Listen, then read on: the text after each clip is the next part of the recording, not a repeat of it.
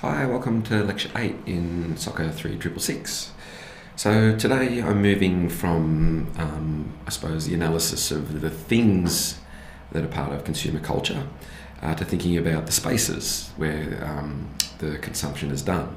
And I'll be drawing upon much of the work we've looked at in the course already and thinking it, in some ways through that savvy and sucker lens in some ways about the different ways that there's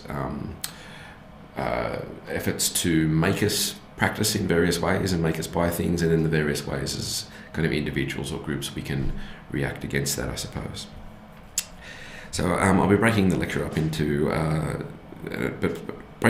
but following the reading fairly closely today, because I think it does a really good job of outlining the ways of thinking about this.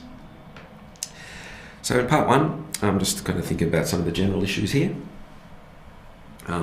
Moving from the things to the spaces of where consumption happens, and this brings in some of the aspects of the retail psychology stuff from a couple of lectures ago, particularly about the way that affect is like a bridging between the way we may be manipulated to buy things, but also then the way that we might perform and practice a particular form of resistive politics, even if that's just kind of making do or appropriating these spaces for our own enjoyment or our own actions.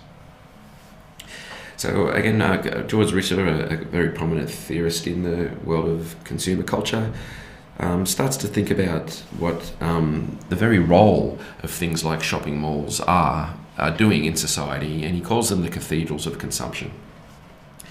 In this sense, we can kind of trace new forms of public space, the new kinds of town halls or public parks that are kind of developed in and almost around these cathedrals of consumption, particularly how they link up with notions of secularization of society in particular, and the separation between church and state.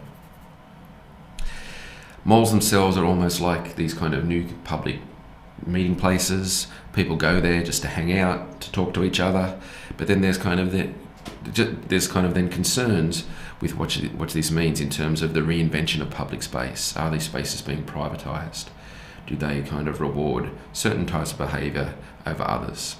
Do they reward conformity and consumption over, say, artistic expression and individuality? So we can look through the rise of these consumption spaces through those kind of top-down analyses of things like homogenisation.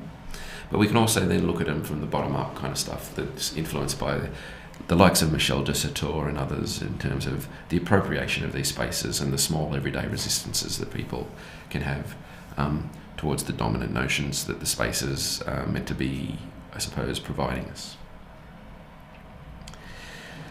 So, the reading does a good job, I think, in this topic in particular. Talks about the histories, talks about consumption spaces in everyday life.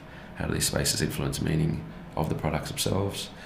And talks about how these places are kind of, fake and fantasy and control, and there's that balance between the pseudo-individualisation and the possibility of everyday subversion going on there. So again, this takes a particular definition of culture. Culture here is the kind of everyday activity and what we do in these everyday spaces. It's not that elitist form of culture where culture is something like high culture and high quality and something to aspire to. This is a much more anthropological understanding of culture, where culture is just the everyday experience.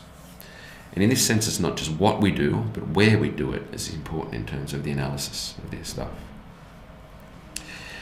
So the ways that spaces are produced, their very architecture and the way that they're managed, those institutionalized practices that the physical form in a way produces, is imbued with forms of power. And much geography study and much study of architecture through a sociological lens wants us to think about the way space in and of itself produces power relations and produces forms of effective power in particular. So most spaces in that sense, when you think about it, are imposed on us. There's little free space. Like even if you go to a place like the beach, there's rules and regulations and laws there. If you go out into the forest, there's still rules and regulations. What you can and can't do. You can't just start fires. You can't just litter. but you kind of can in those spaces in some respects, because in a way they're away from the gaze of everyday regulation.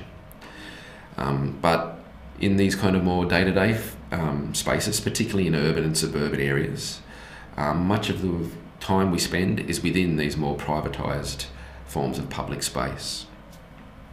So what goes on there is kind of imposed upon us, but we have some control over how we use these spaces.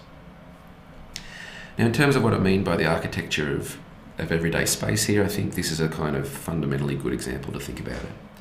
This is from Mike Davis's incredible book about Los Angeles, written in the 90s, and from a particularly good chapter, I think, called Fortress LA, that shows how various forms of public policy, the management of public space, through aesthetics, through gardening, through the provision of certain infrastructure or not, can actually be used to exclude some people from public spaces over others.